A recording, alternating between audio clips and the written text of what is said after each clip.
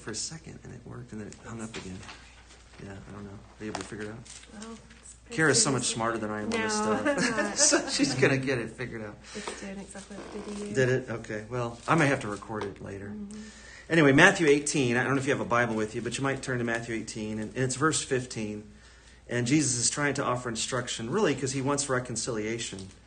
And this whole conversation was prompted actually by Peter trying to sound pious and asking Jesus the question, if someone sins against me, do I forgive them 7 times? And he's like, no, actually 7 times 70. And then in Matthew 18:15 it says, if your brother sins against you, go and tell him his fault between you and him alone. If he listens to you, you have gained your brother. But if he does not listen, take 1 or 2 charge may be established by the evidence of 2 or 3 witnesses.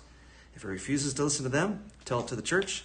If he refuses to listen even to the church, let him be to you as a Gentile and a tax collector.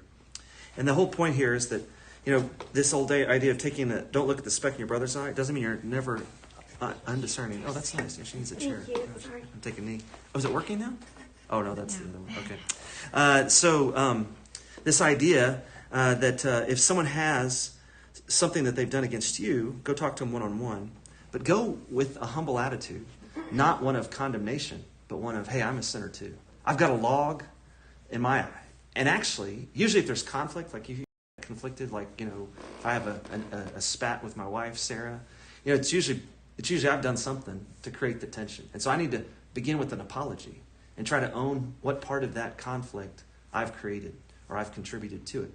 And then as I take that log out of my eye, leading with an apology, then I can see it, try to address, whatever may be at play here. But again, reconciliation is what Jesus is after. And reconciliation happens not by accusation, but by humility, by humbling ourselves before another and looking to take the log out of our eye before I worry about the speck in someone else's eye. And then he goes on, and actually in Galatians 6, this is following up again with this idea of looking at a log in someone's eye. Paul is very careful in Galatians 6 to say, brothers, if anyone is caught in any transgression,